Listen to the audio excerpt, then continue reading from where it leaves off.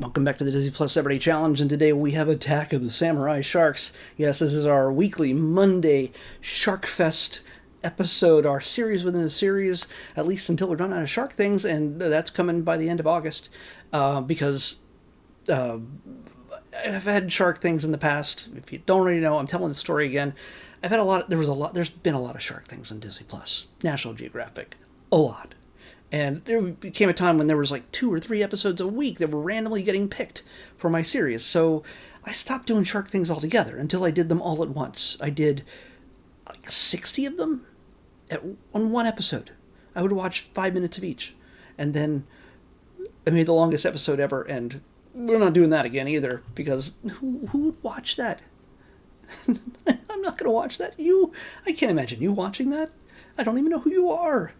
So in this case, in what is likely to be my final year of doing this Disney Plus Everyday Challenge, because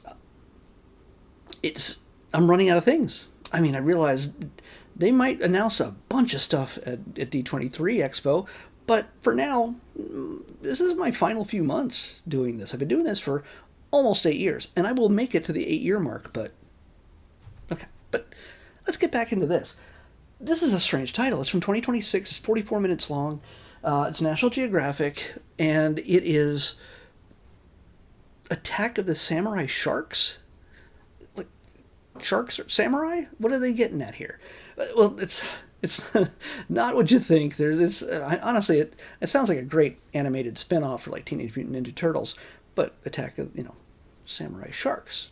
That would be a fight. Yeah, pretty much.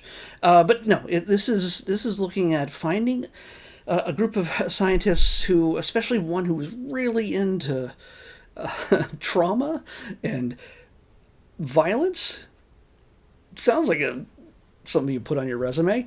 But this woman, she decides that she's part of a research team in Japan, and they have excavated some bodies of an ancient area, and they were examining each one of these to look at the history of that region and violence and the culture and everything else, and they found some really strange marks on this person's bones. They look like they had been in a sword fight.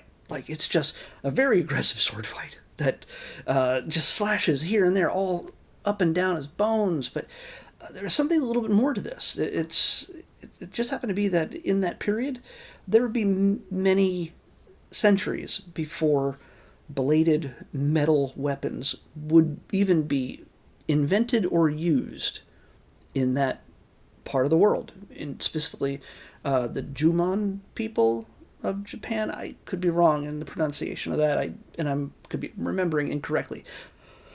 But it just didn't make sense. So what they came upon, looking at the patterns of the slashes and the aggressiveness, like, is a tremendous amount of aggression being taken out on this body, and other things that I won't go into, that you kind of have to hear them say it. It makes more sense, and I'd just be copying the episode and saving you 40 minutes. So we're not going to do that. We're going to make sure that, hey, if this is something that interests you, if you want to have this question answered, well, one, you could look at the description, and 2, you could watch it.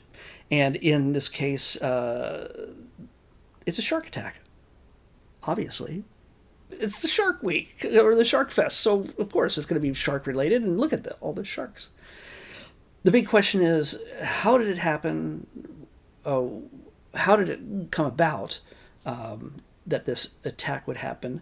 And from looking at the marks and the aggressiveness and everything else, all the elements that come into play in all this, what kind of shark was it?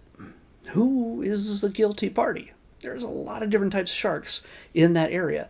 And so what we get is a lot of people who are doctors, who are scientists, who are historians and archaeologists, and people who are shark experts as well, who basically put together their heads and try to figure out this problem. Will they come up with a solid conclusion? Well, you'd have to watch. But for the main part, it's sort of just digging through history of that humanity, which was the quick part. It's also digging through history of sharks or migrations or the areas that they would have had an attack and where this person would have received such an attack. So yeah, it's really interesting in that sense. It's if you're not into sharks or sciencey stuff, then maybe this isn't your thing. But obviously, but in this case, yeah, this is one of the more interesting documentaries when it comes to these sharks. It's a murder mystery in a sense, with an unlikely weapon that they call it samurai because it takes place in Japan, and it was assumed at first that this man had been killed by relentless swordplay. Like, not even play. It seems like a very aggressive person who wanted this person very dead, and turns out the results showed something that they didn't expect. For 30,000 years, this cold case has gone unsolved. So here's your chance to probably see what's involved in investigating what is probably, no, definitely the oldest known shark attack in recorded history. Yeah, they've happened probably for thousands of years at different places. But something that can be recorded as a shark attack that happened nearly 3,000 years ago, yeah, that's kind of a big deal. So definitely give this a shot if you're watching any of this shark stuff. It is actually really fascinating, and it has real people not reading scripts, unlike some. Yeah. So yeah, give it a shot. It's 44 minutes. Could be fun. It doesn't have the crazy, intense visuals that maybe kids might be really interested in, seeing sharks attacking, doing stuff. It doesn't really have that. It is much more sciencey and, not Law and Order, but CSI kind of situation in a little bit. Yeah, but it's still really interesting. So check that out. Let's pick tomorrow's episode. Ouch. 5. What is 5?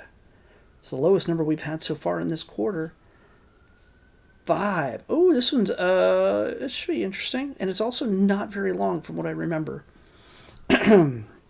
I love the fact that we do have documentaries more than anything else on this that remains, because National Geographic feeds Disney Plus's content with so much content, so much things about nature and space and engineering and all sorts of levels of science. There's so much, but there's a great variety too. So we just had something about sharks. This one is about what it took to put together a little musical you might have heard of called Hamilton. A spark into a flame, Hamilton and hip hop. This one is about music. So I think we'll see a little bit of Lin-Manuel Miranda in this one. A spark into a flame, Hamilton and hip hop is what we're watching next on the Disney Plus Everyday Challenge. I'll see you back here tomorrow with that. Bye.